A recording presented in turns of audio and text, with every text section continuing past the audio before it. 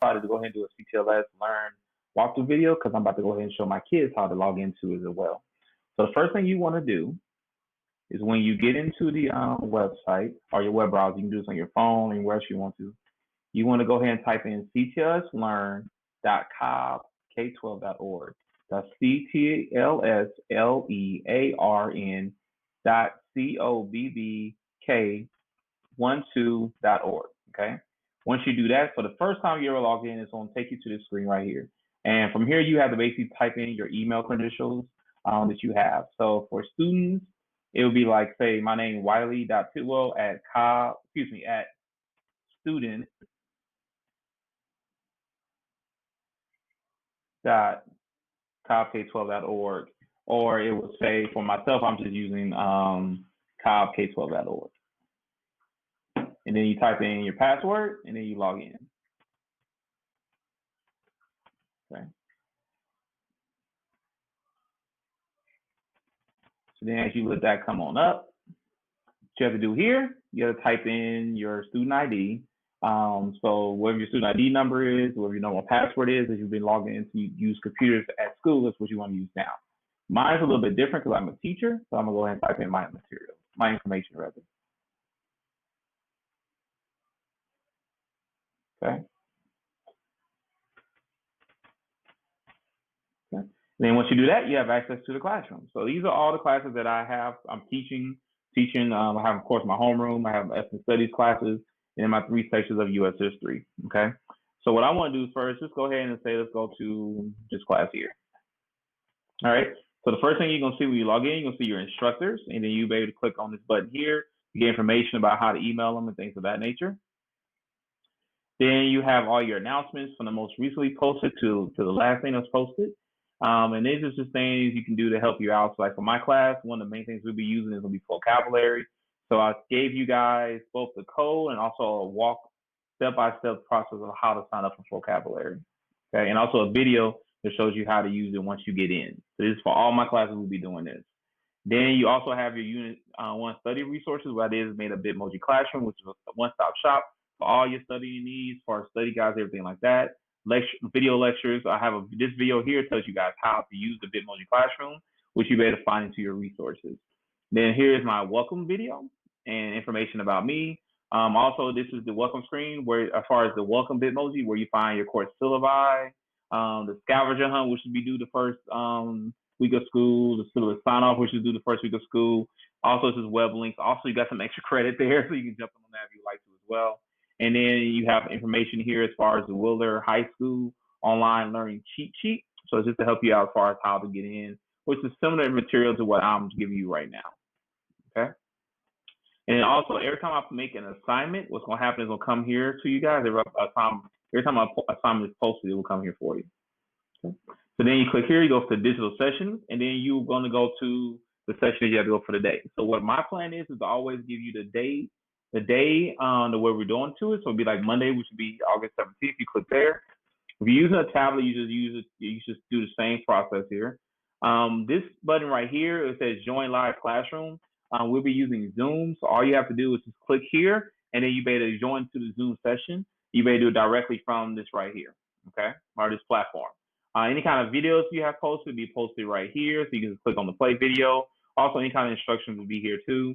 And then as far as this is the chat feature right here, as far as if you want to type anything in the chat, you can type it there. You can just say here, like says Cedric Downey, I'm the first person in the chat system. You have joined the session. So this is what will come up for you, okay? So this is, again, how you would join the live digital session. So all your classes will be going through this way. Click here for resources. So these are all the different resources I have for my classes. The first thing you'll see is your textbook, classroom resources, and then also your session resources. And the session resources refers back to your digital sessions. So sometime I might post, or your teachers may post a something you need to have as far as a resource for a specific session. It'll be put right here. Classroom things you need to use every day in class. So if you click here, it says HTML. Click on that. What I'm gonna do is open up a new. You can have it set to where it comes into the same one. I always have it to come to a new tab. So now here are all the Bitmojis for our class as far as U.S. history, and it's a one-stop shop for all your resources. So like if you want to do your click on video lectures, You click on this picture and the video lectures will come up. You also could present it, that way you can get the information too. Whereas if you click here, this is a PDF. This is where you're going to see like my lesson plan for the whole unit. This is very tentative, so things can definitely change. But then this is where you can just see everything's coming up. And this is a good thing to have, because if you miss a day of school or something happens, you can see what we covered that day. You can see the links to it. Typically the links should work, but also everything will be in the digital classroom. Just to give you an idea. Key thing here I want to say is subject to change, so it definitely will change most likely, but it's just a place where you can get an idea of what we did. Assignments, you click here where it says assignments. All your assignments, they have the due date and time for you right here, as far as starts on the 16th, and it's going to be due on the 18th. So you just click on that so you can see what the assignment is. And then what you see here, these are going to be the assignments you can click on so you actually get your work, right? So here is the, you can just click on them. You can actually click here, it says download, which means it will download to your computer. And then you can save the file, open the file, whatever you're going to do. And that way, this one here is like the scavenger hunt. Then you have here is going to be the still the sign off sheet.